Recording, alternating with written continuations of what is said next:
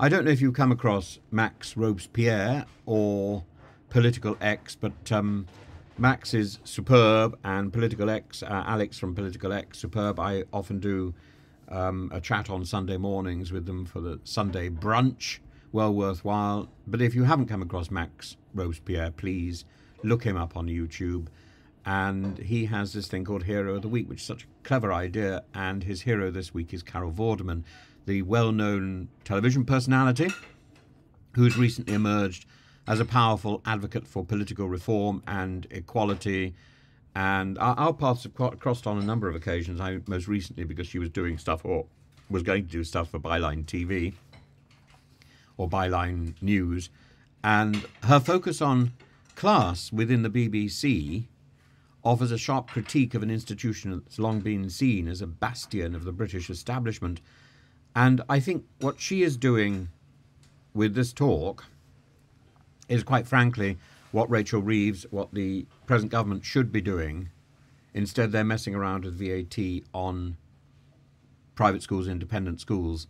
And it's the wrong way to deal with what is a perfectly reasonable and valid political objective. And I think looking at the BBC and looking at the way in which the BBC is so London-centric, and even today, its obsession with promoting or retaining the services of elderly men with a particular accent, rather than promoting people of diversity and people who are younger or people who simply haven't been seen. It's a the BBC should be a liberating vehicle for the interchange of ideas across the country, and it isn't. It's become, Carol points out that a few years ago, or certainly when she started her career, there was much more opportunity. Now there is far less. Although we talk a lot about opportunity, we don't deliver it. So again, it's opportunity to a limited group of individuals, often defined by gender and race. That's not opportunity. That's tokenism. And that isn't what the BBC should be about. The BBC should be about a diversity of views with the authority of representing the country, not just one particular region. And I think, as I say, I think looking at this would be much more effective than imposing VAT on Eton. Carol Vorderman, she's been unafraid to speak out on various issues, using her platform to highlight the importance of transparency, accountability, inclusivity in British politics and media. And this recent appearance in the Edinburgh Television Festival, where she directly deals with the issue of class within the BBC, arguing that the industry is increasingly dominated by a privileged few. And what I think here is important is that she's not saying that it's always been dominated by a privileged few. Actually, that isn't the case. But it is increasingly part of one particular group who is rich enough to be able to afford accommodation in London and so on. And that group isn't necessarily what we see on the television. And this is where the oddness of the BBC really kicks in. So you might see people on the television, the presenters and so on. What you don't see is this overwhelming production force, which is derived from a very, very small group. And they move from television company to television company, perpetuating this. This is where the Old Boys Network comes in. And it's a particular group. And it's disturbing. She talks about the lack of diversity, particularly in terms of socioeconomic background, which has led to a media landscape that fails to represent or to speak to a significant portion of the British public. And we should be looking at a greater diversity, both in terms of the production staff and in terms of the people who are presenting. It's not good enough simply to have a person of colour presenting if everybody behind the stage is exclusively white and masculine. I don't think that's exactly what it is, but there is an element of that about the BBC that hasn't been addressed. And it's not only the BBC, because it leaks into every other channel and every other platform. Her critique is rooted in the idea that the BBC and the broader television industry is controlled by a narrow elite, largely upper middle class, London-based, and often connected through nepotism. And this reality is starkly highlighted by statistics. Of course, Carol Vorderman, of course, there's statistics showing that only 8% of those working in the creative industries came from working class backgrounds, a figure that has been declining over the past decade. And the result is a media landscape that's not only failing to reflect the realities of working class life, but also perpetuates a cycle of exclusion and marginalisation.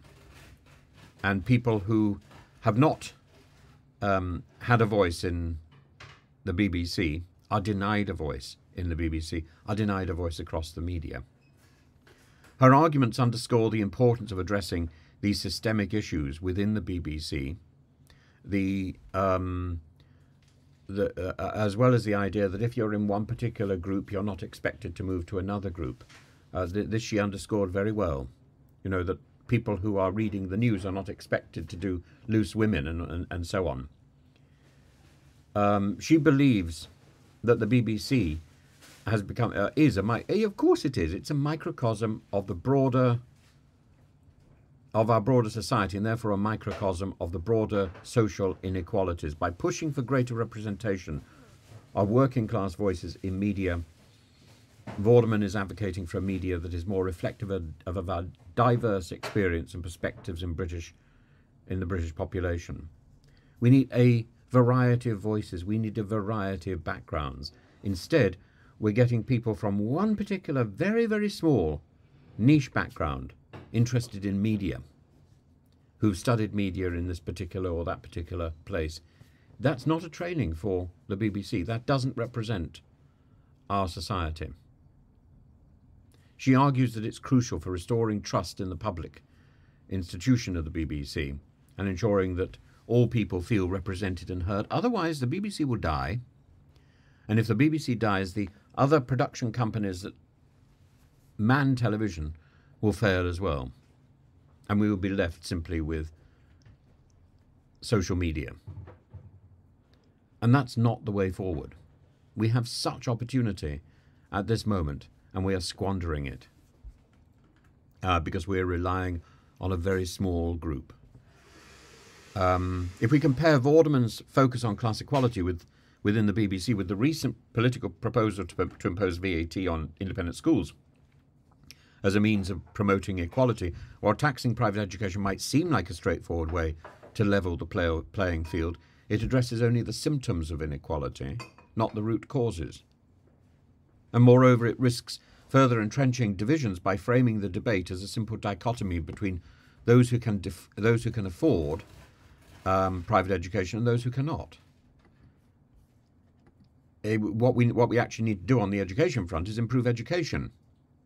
What we need to do on the BBC front is improve representation. So Vorderman's approach goes much deeper. By advocating for systemic changes within influential institutions like the BBC, she's targeting the structures that perpetuate inequality across society. And the representation of working class voices in media is not just about fairness, it's about ensuring that public discourse and policy making are informed by a broader range of experience and perspective. And this approach has the potential to create lasting change by reshaping the narratives that define British society and politics. And in the same way that politics is something that we shouldn't consider politics necessarily a career for life. Politics is something people should come into after they've had a career. The same thing with the BBC and with broadcasting. We need to hear from people who have an experience beyond this narrow media niche. Carol Vorderman's critique of class in the BBC and her broader advocacy for greater inclusivity in media and politics represents the more nuanced and effective strategy for promoting equality than the imposition of VAT on independent schools. And by addressing the underlying structures that perpetuate inequality, Vorderman is pushing for a society where all voices could be heard, where public institutions truly reflect the diversity of our nation. And as we consider the future of public broadcasting, I think her argument should remind us that change requires more than symbolic gestures. It requires a commitment to tackle the deep-rooted issues that shape our society and that have festered.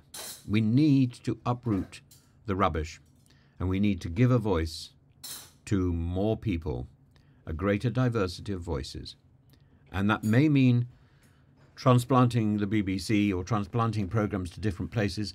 In the interview that she gave after her speech, she talked about moving loose women from studio to studio, rather like Question Time. I'm not sure that met with a lot of approval, but it is a way forward. Not only do we need greater diversity, but we also need we need to question this greater dependence on reality TV and on quiz shows and game shows. The quiz show and the game show, again, it's pandering, as she points out in her talk, it's pandering to a very niche middle-class market, and that market is disappearing. And people are voting with their feet. They're going off to social media because they can there tailor their expectations to their particular requirements, which you can't do on television, because either you're in that niche or you're out of that niche. We need to... There is no reason at all why television should be so closeted in such a particularly small breadth of experience, and because something was done in this particular way before doesn't mean it needs to be done in that way in the future. And more than that, the television of the 1960s and the 1970s was a dynamic, enthusiastic, and completely random experience that worked. It was energetic, it was informative. I think it helped greatly with the BBC Open University, but it also helped greatly with the dynamic of children's television, offshooting children's BBC to BBCBs or whatever it's called. That takes it out of sight and out of mind. We actually need the energy of children's broadcasting within the main orbit of the BBC, because it inspires other things. That's where Doctor Who came from, after all. And we need to find the things which energize TV and make sure that they're to hand. Otherwise, we are going to be left with social media and Netflix. And that doesn't sound very positive. I've just been trying to watch the second series of The Rings of Power, completely incomprehensible. And I found this when I tried watching the first series, and then I watched it again a few months later, and it was wonderful. Now I can't remember what happened in that first series, so I've probably got to watch that again before I look at series 2. I just don't have time for all this stuff.